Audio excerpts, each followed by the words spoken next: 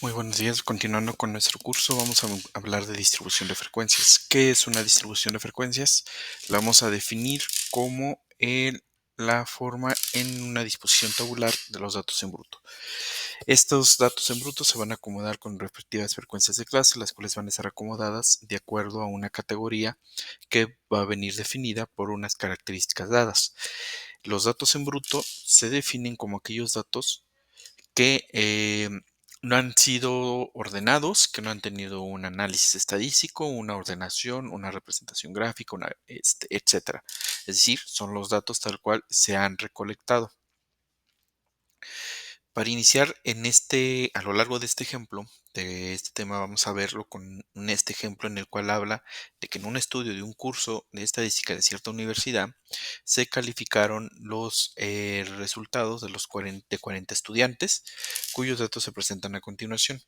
Los datos están dados en esta tabla, como los vemos aquí, y lo primero que hay que hacer es una ordenación de nuestros datos. Se ordenan los datos numéricos de mayor o menor o de menor a mayor en función de lo que como nosotros decidamos.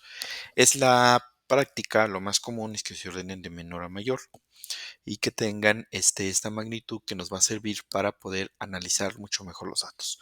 Una vez que se han ordenado de menor a mayor, se identifica el valor máximo y el valor mínimo, y la diferencia entre estos valores se le denomina rango de datos. A los datos organizados o resumidos, como en una distribución de frecuencias, se les va a dar datos agrupados, que es de aquí en adelante el término que vamos a estar utilizando eh, para diversos análisis estadísticos. En el ejemplo que nosotros vemos, por ejemplo, vemos que nuestros datos ya están ordenados y tenemos un valor menor que es el mínimo de 57 y el máximo de 97. El rango de datos nos va a dar 40 en este ejemplo. Una vez que ya tenemos este ordenamiento, lo que sigue es determinar mi número de clases. Las clases van a ser las características o las categorías en las cuales voy a dividir mi conjunto de datos totales. Al organizar una gran cantidad de datos en bruto, suele resultar más útil distribuirlos en estas categorías. A los extremos de cada clase se le va a conocer como límites de clase y tenemos un límite inferior y un límite superior. ¿Cómo se determina el número de clases? Se determina mediante la ecuación de 1 más 3.322 el logaritmo de n. En este caso, n en general va a ser el conjunto o el número de elementos total de nuestros conjuntos de datos. El número de clases siempre es un entero y debe elegirse el número superior al obtenido en la ecuación. Es decir, vamos a ver en este caso, como tenemos nosotros 40 datos, nos va a dar una fracción. Como es un entero, siempre debemos asegurarnos que sea el superior inmediato. Es decir, 6.32 se aproxima a 7 y con base en esto nosotros ya tenemos un dato del número de clases a las cuales se va a dividir el conjunto completo de nuestros datos. Si no lo hacemos de esta manera, corremos el riesgo de que alguno de nuestros datos no se ajuste a algún elemento o alguna categoría que vamos a definir. Ahora, una vez que se definió el número de clases, es importante saber cuál es el rango o el intervalo de datos que va a tener cada una de estas clases. Se va a determinar mediante el rango dividido entre el número de clases. En este ejemplo, vean, nuestro rango es del valor máximo menos el mínimo y me da 40, y el intervalo es el rango entre el número de clases, que en este caso es 7, y nos da 5.7. Esto nos va a permitir ahora sí delimitar nuestras diferentes clases y los límites de clase.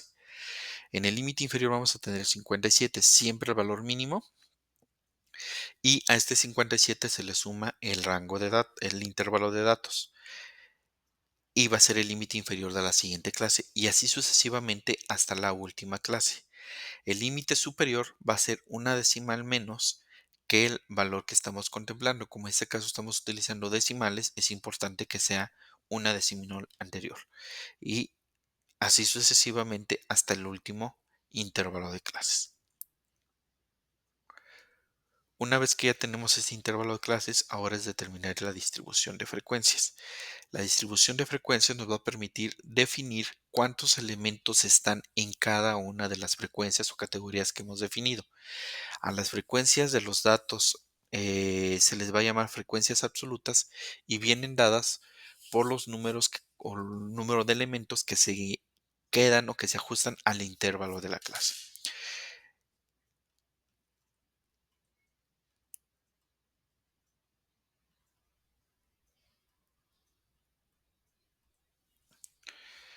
Y de esta manera vamos a construir nuestra tabla de distribución de frecuencias. Vean, aquí en este caso ya tenemos nuestros límites de clase que están conformados por estas categorías que son 7 y tenemos nuestras frecuencias que van a ser en la primera, 5 elementos están entre 57 y 62.6 y así sucesivamente hasta el último elemento.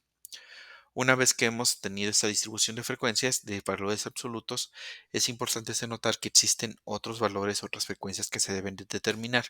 Una de ellas son las frecuencias relativas, que es la relación entre la frecuencia absoluta y el total de los elementos, y nos va a representar el porcentaje que acumula esa clase respecto al total. Por lo regular, esto se representa en decimales, pero es también importante que se puede representar como porcentaje, pero ahí debemos de hacer notar que este valor está en porcentaje. Y vean, los 5 elementos de la primera clase representan el 12.5% de la frecuencia total, es decir, del total de los elementos. Entonces, esto nos dice qué porcentaje están en cada categoría o en cada clase. También vamos a tener otro valor que va a ser la frecuencia acumulada. La frecuencia acumulada nos va a decir cómo se va acumulando la frecuencia respecto a cada una de las clases. Entonces, aquí se va a determinar y se va a definir con una F mayúscula y se puede determinar también como las frecuencias relativas acumuladas. Y vamos a ver que son el 5 para la primera clase. En la segunda clase, la frecuencia acumulada va a ser el valor de la frecuencia absoluta de esa clase más la anterior y así sucesivamente hasta completar en la última clase la frecuencia total acumulada. Cuando es de valores absolutos, la frecuencia total acumulada tiene que darnos el total de elementos. Cuando es frecuencia relativa y viene dada en decimales, tiene que darnos el valor de 1, o si viene en porcentaje, tiene que darnos el valor del 100%.